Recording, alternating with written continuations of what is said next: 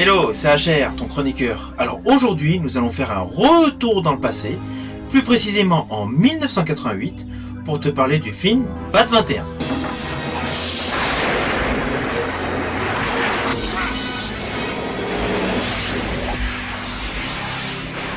Mais avant cela, n'oublie pas, petit pouce vers le haut et la petite cloche. C'est parti.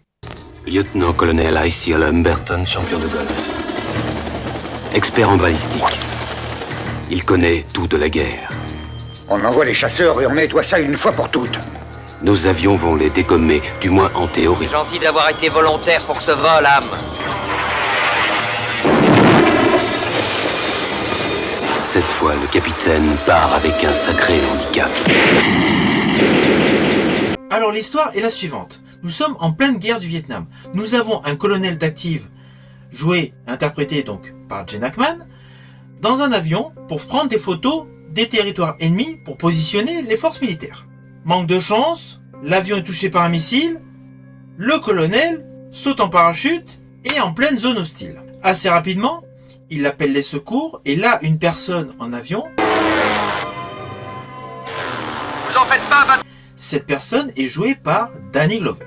C'est le principe de base. On pourrait se dire, c'est juste une question de sauvetage assez rapidement. Mais en fait, tout le déroulé du film va mettre en avant plusieurs thèmes et plusieurs arcs narratifs différents.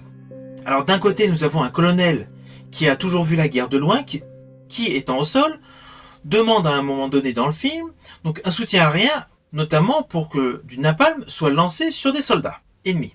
Retardez l'attaque! Mais la grosse différence, c'est qu'il voit les morts et les cadavres de ses propres yeux, pas perchés dans sa tour d'ivoire. Et c'est là l'intérêt du film. Le ressenti de la guerre devient différent. La guerre prend un vrai visage pour Gene Hackman, pour le personnage interprété par Gene Hackman. De l'autre côté, nous avons donc Danny Glover, qui lui veut tout faire pour sauver le colonel. Mais le problème, c'est qu'il pilote qu'un tout petit avion. Et l'histoire ne s'arrête pas là.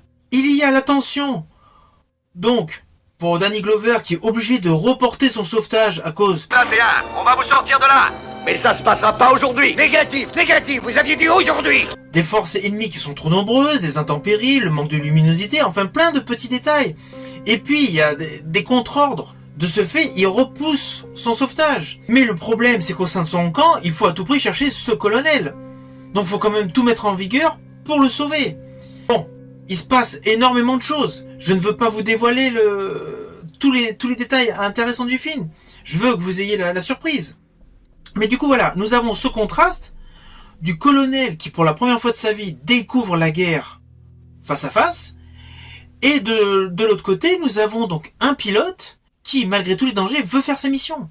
Pour lui, l'humain, c'est ce qu'il y a de plus important. On a ramené pas mal de gens de là-bas, mais on n'avait encore jamais eu affaire à un lieutenant-colonel de 53 ans. Bon alors le film fait un vrai cocktail de différents aspects. Nous avons de très bonnes scènes d'action, nous avons des scènes très touchantes, pas en dire plus mais il y a des moments d'émotion, et puis on ressent vraiment à chaque plan séquence, aux images, comme si on y était.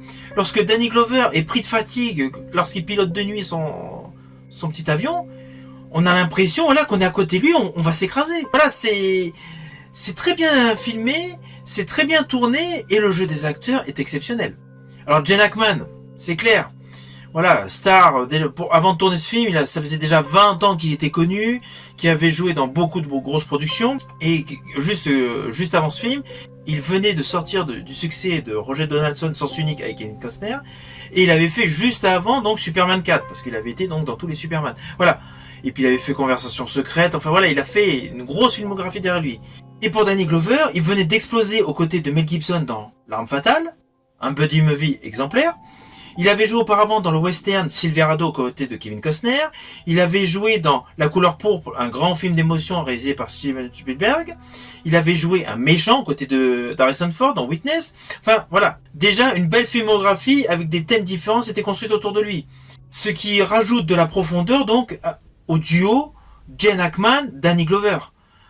Alors, il est vrai que Gene Hackman, on l'avait aussi vu dans un film déjà traitant du sujet de la guerre du Vietnam, qui était donc Retour en enfer, qui là aussi montrait la guerre sous un aspect différent. avec le retour des soldats. Pour ce qui est de ce film, Bat 21 Air Force, il a de belles scènes d'action, la bande sonore est judicieuse, les images sont léchées. Alors certes, ce n'est pas un grand film, mais c'est un bon film. L'intrigue est passionnante, elle pousse à la réflexion. Le duo d'acteurs Gene Hackman, Danny Glover match parfaitement. On ne s'ennuie pas du tout, le récit est totalement fluide.